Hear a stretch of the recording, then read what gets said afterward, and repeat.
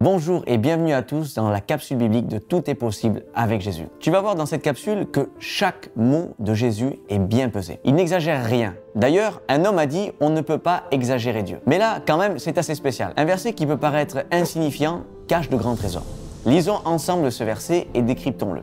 Matthieu, chapitre 6, verset 28. « Considérez comment croissent les lys des champs, ils ne travaillent ni ne filent. Cependant, je vous dis que Salomon même, dans toute sa gloire, n'a pas été vêtu comme l'un d'eux. » Dans ce passage, Jésus compare une simple fleur et Salomon. Il nous dit que même ce dernier n'a pas été vêtu comme l'une d'elles. Soit dit en passant que Salomon était l'homme le plus riche de toute l'histoire. Curieux qu'une fleur soit mieux vêtue que lui. Et pourtant, à y regarder de plus près, ce n'est pas si étonnant que ça. Savais-tu que les fleurs des champs ont un nombre de pétales prédéfini par une suite mathématique précise qui s'appelle la suite de Fibonacci. En mathématiques, la suite de Fibonacci est une suite de nombres entiers dont chaque terme successif représente la somme des deux termes précédents. Ainsi, les 10 premiers termes qui la composent sont 0, 1, 1, 2, 3, 5, 8, 13, 21, 34, etc. Cette suite, à la logique simple, est considérée comme le tout premier modèle mathématique en dynamique des populations. Elle est fascinante parce qu'elle révèle le fameux nombre d'or. Or, chaque petite fleur de votre jardin a pour nombre de pétales un des nombres de cette suite mathématique, soit 1, 2, 3 ou 34 pétales.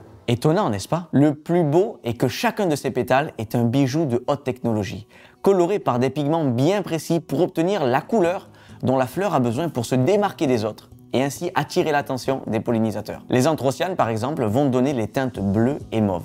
Mais elles varient en fonction de l'acidité de son milieu, ce qui va lui permettre de donner des teintes roses, bleues, violets, pourpres. Les polyphénols, d'autres pigments, donnent des couleurs très variées aux fleurs, allant du jaune au bleu. Mais en plus de ça, ils ont la propriété de bloquer les UV et donc de rendre la fleur visible par les abeilles dans le domaine ultraviolet, une partie de la lumière que l'œil humain ne peut même pas voir.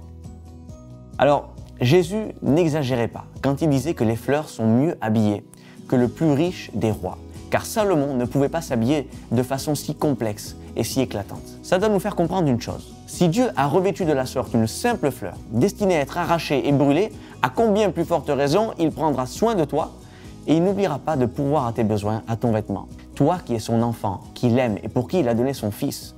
Alors mon conseil aujourd'hui, c'est chasse l'inquiétude, car tu vaux mieux que cette fleur. Sois béni.